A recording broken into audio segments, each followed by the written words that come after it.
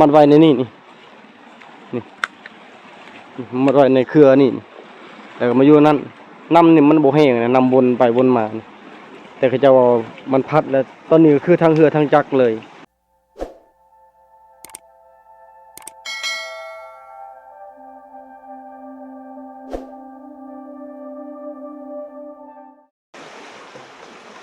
กับท่านสบายดีพ่อแม่พี่น้องสบายดีตอนช่วย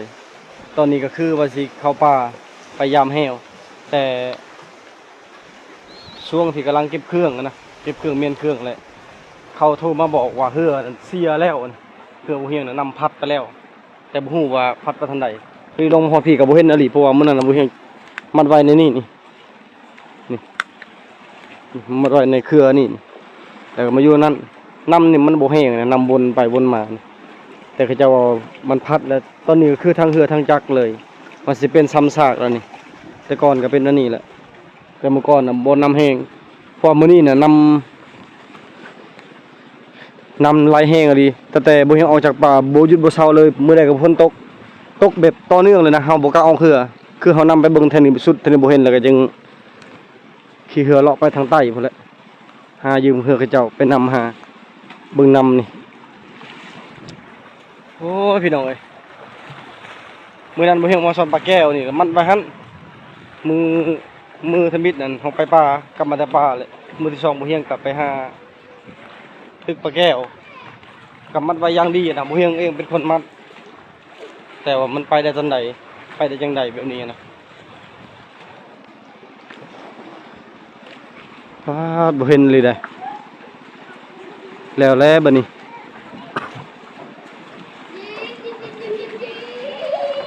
บ่เห็น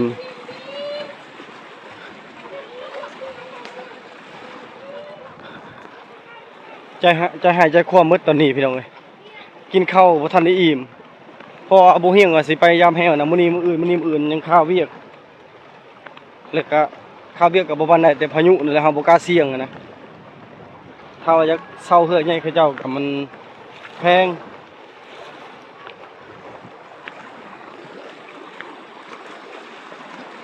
บ่เห็นอลีเด้อบัดนี้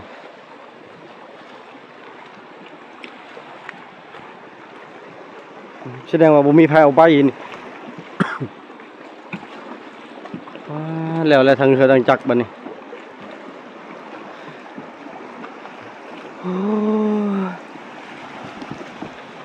พี่น้องเอ้ยค่าจะเชื่อเงิน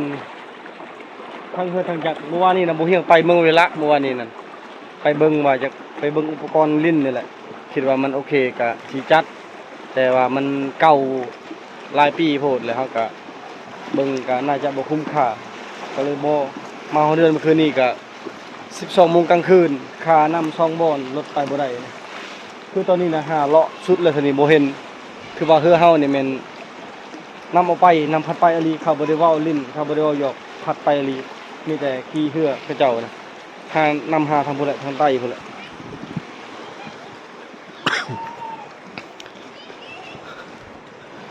โอ้ยพี่น้องเอ้ยแต่เอาเลย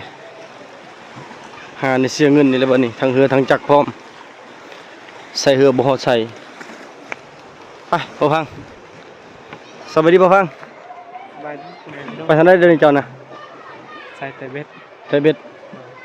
คือว่าข้าวเวียกมื้อนั้นน่ะโดยมื้อนั้นข้าวเวียกอ้าวนะลูกอ้าวได้ครัวไปถามเบิ่งคอละแวบ่ไปเพิ่นไปหาก่อนนะไปหาคอละแวแล้วไปหายังไปหาเรื่องเพื่อเฮานะแล้วไปหาอะไรไผเว้าลูกหลานบ่อยู่ใช้พลไว้แล้วนี่เพื่อนเอามาแล้วเราคงฮู้ว่าเฮือเฮาเสียเขาบอกเราไปเรื่องผมไหมบ่บางเลยบ่ช่วยตัวให้ล่ะบางเลยบ่ช่วยตัวคือน่าบ่ช่วย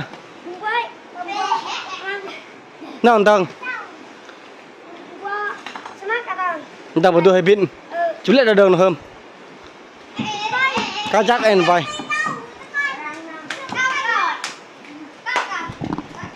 คำ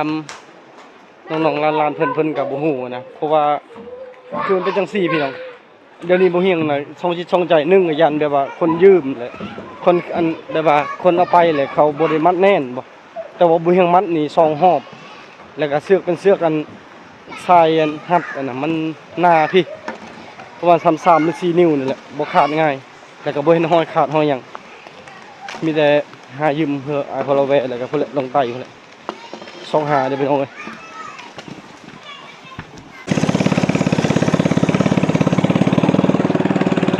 ตอนนี้ยืมเพื่อกระเจ้า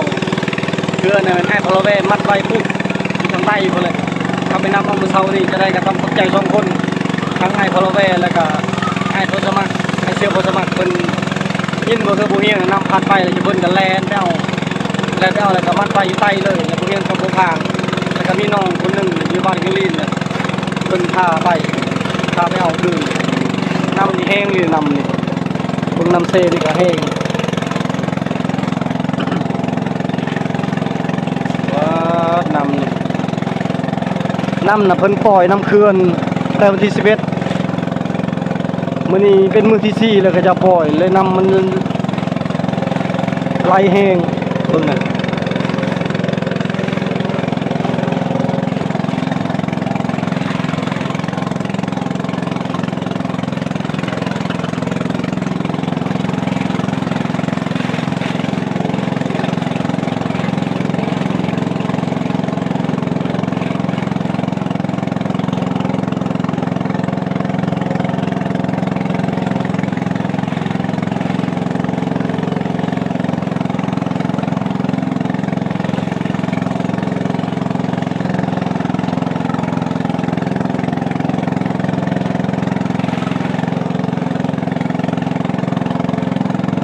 น้ำแถวๆนี้คือแห้งอะลีแต่ว่าทางบุญน่ะมีแต่น้ำไหลซื่อแถวนี้น้ำมันไหลระบบทั้งบุญทั้งไหลทั้งหยังเป็นตาย่าน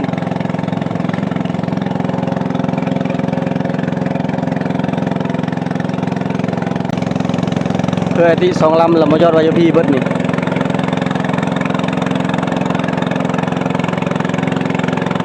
จอดไว้ซะถึงมาย่านบ่ปลอดภัยเลยมาจอดอยู่พี่แล้วก็ให้คนเฒ่า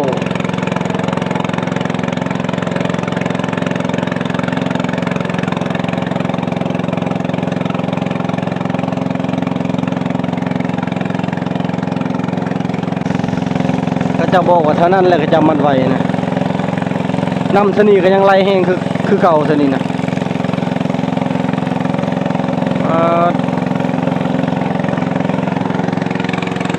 บ่อยากเชื่อเลยพี่น้องเอ้ยว่าน้ำมันสิไหลขนาดนี้แต่เมื่อคืนนี้ที่ผมเพิ่งมาแต่เวลาเนี่ยมาฮอดเขตเมืองนองมาฮอดนั้นทางเข้ามาบ้านบ่เฮียงน่ะรถค่า2บ่อนนำรับทาง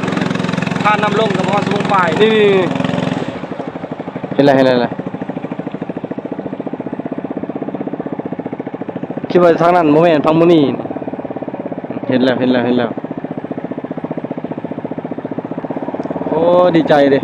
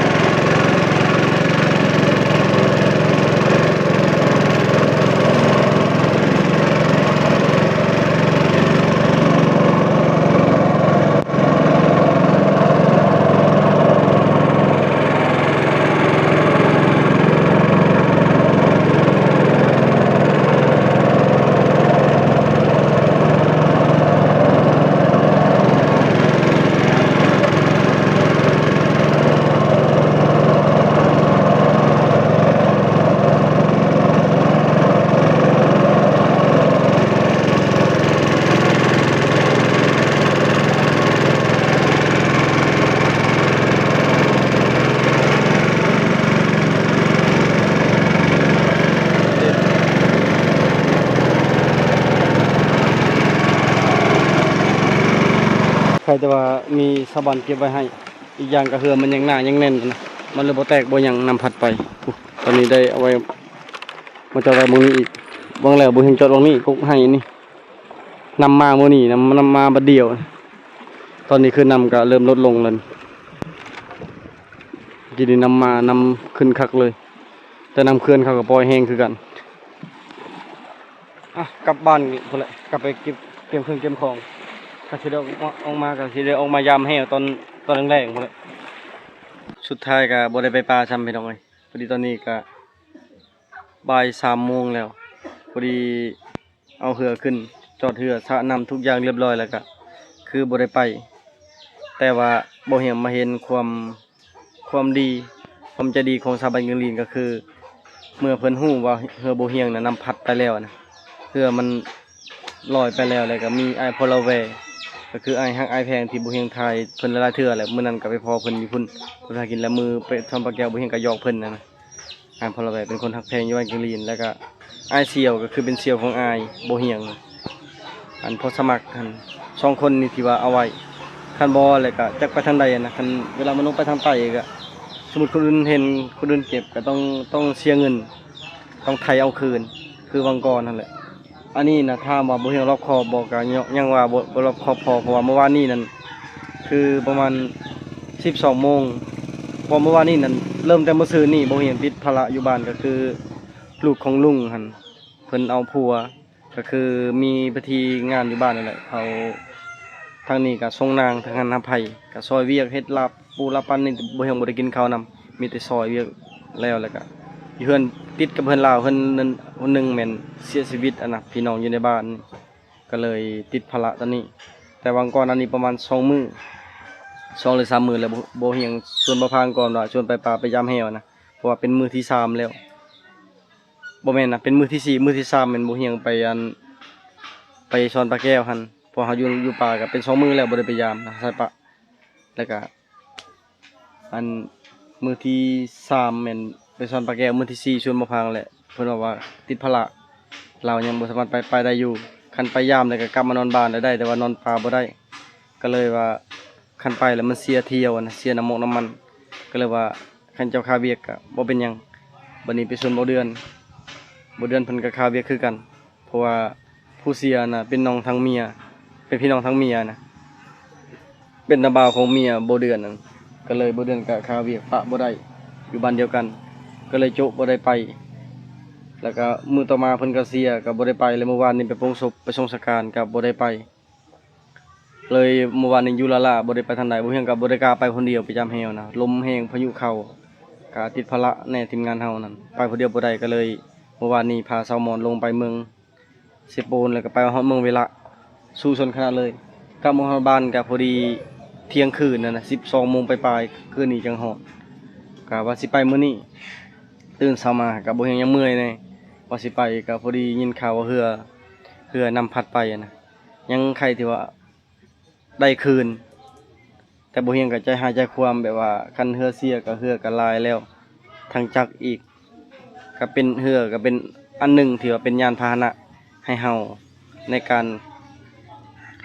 อัน ไปมาเวลาหาอยู่หากินทางน้ำแบบนี้คันบ่มีเรือค่าเรือก็คือมันเป็นปัจจัยหลักเลยแหละถ้าลงทางน้ำนะอาศัยเรือคนอื่นก็ต้องเช่าค่าเช่าแพงนั่นนี่เติมน้ำมันรับผิดชอบเรื่องค่าเรือเปเพนั่นนี่อีกแต่ว่าตอนนี้ก็คือหลังจากที่ใจหายใจความบ่เฮียงก็รู้สึกดีใจที่ว่าชาวบ้านเพิ่นเก็บมาให้เก็บมาไว้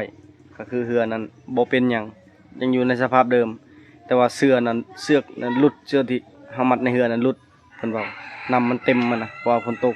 หากะเซาบางอย่างนั่นแหละและตอนนี้ก็บ่ฮู้ฝนสิตกอีกเห็นมันแจ้งว่าประมาณอีก1-2 ชั่วโมงนี่ฝนก็สิมาอีกแต่ว่าจังได๋ก็อย่าว่ากันพี่น้องเอ้ยมื้ออื่นนี่จะได้ก็สิได้ไปป่าแน่นอนมื้อนี้คุมหอบ7 มื้อแล้วที่เฮาบ่ได้ไปยามแฮวนี่มื้ออื่นเป็นมื้อที่8ต้องไปยามแน่นอนคันโชคดีของเฮาก็คือสัตว์บ่เน่าบ่ตายคันโชคร้ายอันมันเน่ามันหยังก็อย่าว่าทันทีพี่น้องเอ้ยบ่เฮียงก็สุดๆที่อยากไปยามมันแหละเพราะว่าเฮ็ดปะเฮ็ดทิ่มบ่แม่นเฮ็ดไว้เฮ็ดทิ่มเฮ็ดปะเฮ็ดไว้เลยก็อยากไปนั่นแหละแต่ว่าก็คือบ่เฮียงว่าหลายคนก็หลายมีเวียกมีงานก็เลยยังบ่ทันได้ไป สำหรับคลิปวิดีโอนี้เขาจะไว้เพียงเท่านี้ก่อนพี่น้องคนอื่นกับหมู่จะเบิดทุกคนที่เป็นกำลังแห่งใจบ่เฮียงอันนี้ก็บ่มีหยังมีแต่เบิ่งชี้แจงเรื่องที่เฮอเสียแต่ว่าเฮอก็ได้คืนแล้วไปก่อนพี่น้องเด้อบาย